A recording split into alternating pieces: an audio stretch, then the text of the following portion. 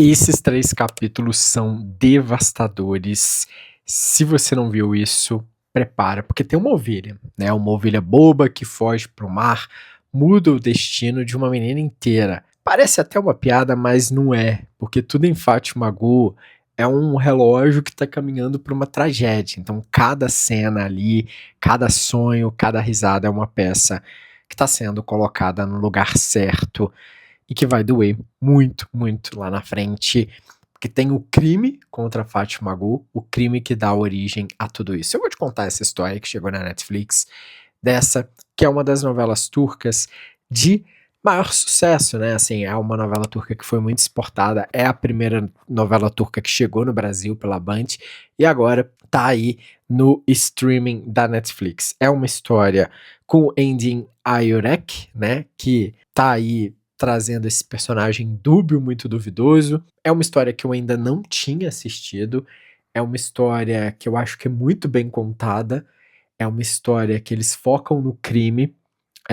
Bom, eu digo bem contada até o episódio 5, até onde eu assisti ainda. Eu acho que dos 5 episódios que eu assisti, é uma história muito bem contada de um crime e que eu quero ver até onde vai chegar até isso. Ela vai descobrir quem fez isso? Ela não vai descobrir? Bom, nesse vídeo a gente vai falar desses cenários, desses 3 primeiros capítulos dessa novela turca que virou fenômeno no mundo todo. A gente conhece 2 mundos que vão se colidir, os pobres e honestos de um lado, e a família Yasharan, rica, podre até a alma, tá? Sim, que tá no outro lado do mundo. No começo é romance, é sonho de casamento, é vida simples, só que tem um problema. No fim do 3º episódio, o chão desaba. A gente vai usar a palavra crime aqui por uma questão de algoritmo, tá? E se você quiser comentar, também comente essa palavra aí nos comentários, tá bom? É só por uma questão de algumas palavras a gente evita usar aqui por uma questão enfim, de algoritmo. E aí, gente, é assim, tudo começa com essa história, com esse barco atracado, né? Atracando ali o Mustafa. Volta de 10 dias de viagem no mar, todo suado, todo apaixonado. E quem tá esperando ele no cais? A Fátima Gu. Jovem, alegre, muito sonhadora. Que atuação, hein? Que a atuação dela é muito forte, né? Os colegas de barco até brincam que a noiva nunca vem receber ninguém, mas a dele veio.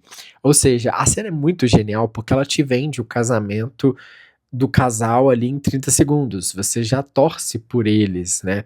Ao mesmo tempo, chega a família Yasharan, montanha de mala, criado carregando tudo.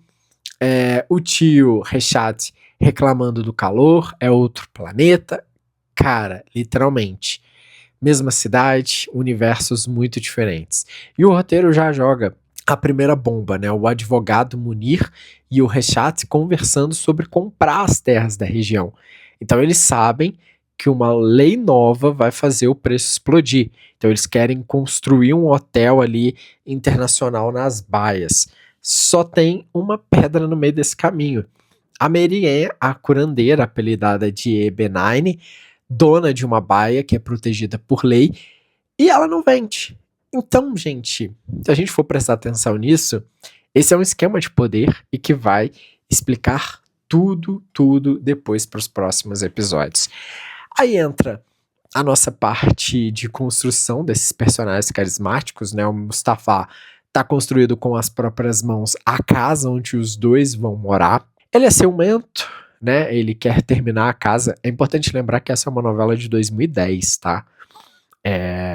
E uma novela de 2010 e tão atual. E eu acho que... Comentários aqui. Acho que a Globo, em anos, eu acompanhava muita novela da Globo, novela colombiana e tal, em anos nunca construiu uma novela tão real. E sabe o que é legal? Eu não gosto de novela panfletária, sabe, gente? Novela que fica... ah, novela que fica dando lição de moral.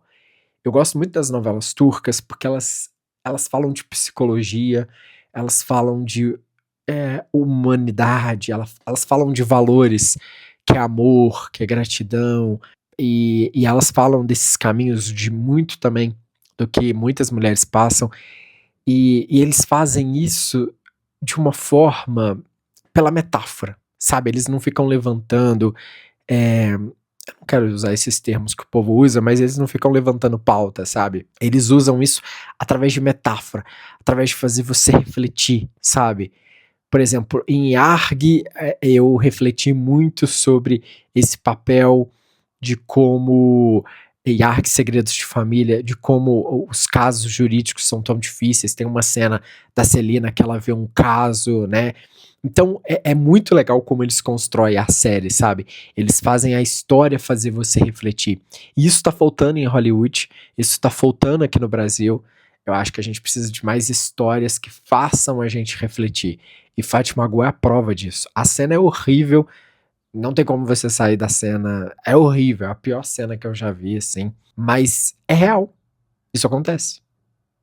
A cena da tia falando e da mãe do, do marido, do noivo da Fátima Agu, chegando e falando: o que vai ser do meu filho agora? Aquilo é de uma crueldade. E o ponto certo da curandeira que acolheu ela de chegar e falar: isso não é sobre você. Aquilo ali foi de um texto, de uma preciosidade, né? Então, eu acho que é uma história muito real, e que eu acho muito bem escrita, muito bem feita. Não sei onde essa história vai chegar, porque as histórias na Turquia fazem tanto sucesso que eles esticam, né? Não sei se vai se perder no meio do caminho. Lembrando, não é uma história que eu assisti. Eu não gosto muito das histórias antigas turcas. Eu gosto mais das novelas atuais, né? De 2020 pra frente. Acho que a única mais antiga que eu assisti é Cruel Istambul, que é uma novela mais antiga, mas mesmo assim eu gosto mais ou menos. Então, assim, eu gosto de acompanhar o que tá passando lá. E aí, essa eu não tinha acompanhado. Mas confesso que estou acompanhando a Netflix e eu quero ver até onde isso vai chegar.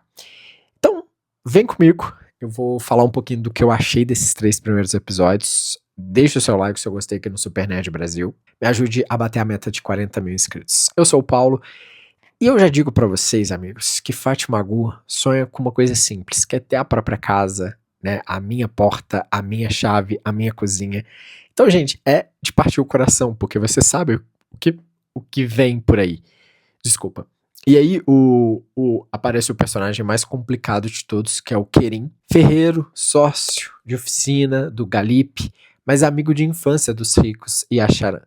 E aí o Kerim, gente, você tem ódio e raiva, porque já eu falo disso, né? Porque ele vive dividido. Trabalhador, mas influenciável. Assim, experimenta todas as substâncias lá, quando tá com a turma rica. E o Mestre Galip avisa: esses caras não te consideram amigo, eles te usam de motorista. E nada como a sabedoria pra falar uma coisa na hora certa, no momento certo. E ele tá certo.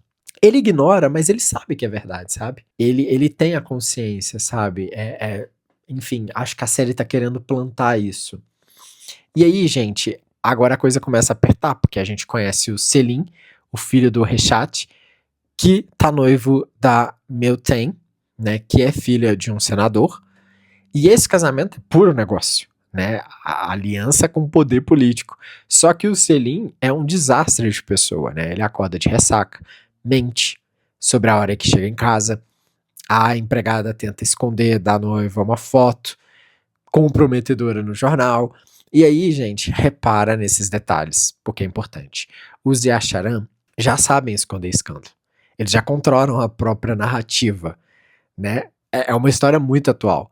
Só que tem mais tensão dentro da família, né? O Erdogan, filho de Refat, tá revoltado, porque ele trabalha feito louco ali, não tem ações na empresa.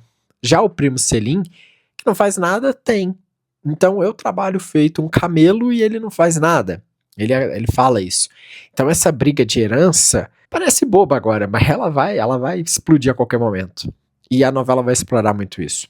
E no meio de tudo isso, a família de Fátima Agu precisa de dinheiro para o casamento. E aí eles são contratados para trabalhar na cozinha do noivado dos Yasharan. Pronto. Os dois mundos se cruzam. E aí a coisa vai ficando intensa, porque se a gente for prestar atenção na cena da ovelha, que parece comédia, mas é o gatilho de tudo. Uma ovelha foge pro mar, a Fátima Gu entra na água para salvar, acaba se molhando, o celular também, duas consequências, o celular dela para de funcionar, ela fica isolada, ninguém consegue localizar ela depois. Os rapazes ricos, Kerim, Vural, Erdogan, veem ela ali, é o primeiro contato, né? Uma cena muito, muito atual e é horrível, gente. E assim, é nesse momento que ela vira um alvo, né, deles. Então o roteiro planta o crime contra a Fátima Gu bem aqui, né? E quase a gente não percebe, né? Enquanto isso, a Muqaddes, a cunhada, vive acusando a Fátima Gu de ser sem vergonha. E o pior é que essa mentalidade, ela é cruel quando o crime acontece, né? A Muqaddes é né? Agora, se a gente for prestar muita atenção, porque esse capítulo aqui é onde todo esse sonho vai virando pesadelo, porque o noivado selim acontece, né? O grupo de rapazes está completamente alterado. E antes disso, a Marianne, a Abe9, faz um pedido pro filho adotivo Kerim, que é uma profecia. Não dirija, né? Senão eu nunca vou te perdoar. Segura essa frase, tá? Segura tudo isso. Só que do outro lado, gente, o Mustafa se despede da Fátima Gu, né? Ele vai pro mar de madrugada, feliz, sem imaginar nada. E aqui o roteiro é cruel, porque ele tira o noivo da cena exatamente na pior hora possível. A Fátima Gu fica sozinha na madrugada, com o celular ali que não funciona, e a gente já sabe onde isso vai terminar, né? E não termina, o grupo de rapazes encontra ela, e aí acontece todo o crime da Fátima Gu, é uma cena horrível, assim, e é muito forte, mas o poder, né, de uma novela que te faz refletir mesmo, né?